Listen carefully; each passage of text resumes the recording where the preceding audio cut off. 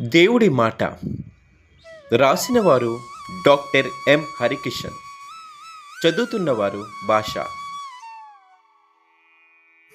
ఒక ఊరిలో ఒక పాప ఉండేది. ఆ పాప రోజు గుడికి పోయేది. పూలతో దేవుణ్ణి కొలిచేది. దేవుడు ఆ పాపను చూసి ఎంతో సంతోషించేవాడు. ఒకరోజు దేవుడు పాపను కనబడి పలకరించాడు.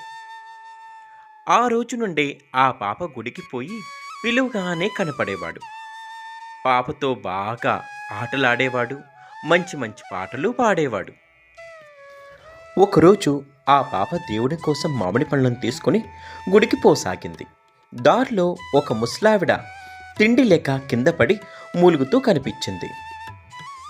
ఆ ముసలావిడ పాప చేతిలో ఉన్న పండ్లను చూసి ఆశగా, పాప పాప 3 రోజులుగా తినడానికి తిండి లేదు, ఆకలితో నీరసంగా ఉంది, ఏదైనా సహాయం చెయ్యమ్మా అని అడిగింది.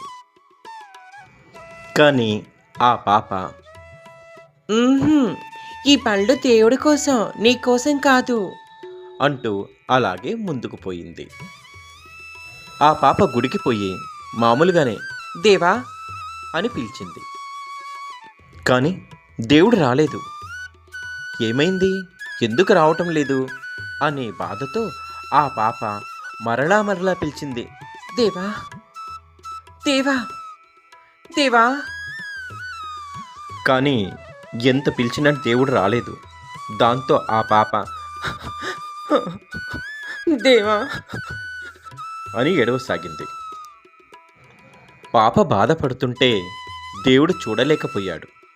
వెంటనే పాపను కనపడి తల నిమురుతూ, చూడు పాప, నాకు నీవు కాకపోతే ఇంకొకరు అడిగినా అడగకపోయినా ఏదో ఒకటి పెడుతూనే ఉంటారు. కానీ దారిలో పాపం ఆ ముస్లామకు ఆకలితో బాధపడుతూ సహాయం చేయమని అడిగినా నీవు చేయలేదు.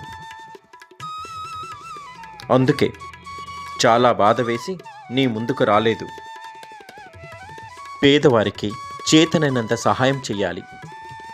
వారికి సేవ చేసినా నాకు సేవ చేసినా ఒకటే, సరేనా అని కారణం వివరించాడు. దాంతో ఆ పాప ఆ రోజు నుండి అందరికీ సహాయం చేసి మంచి పేరు సంపాదించుకుంది.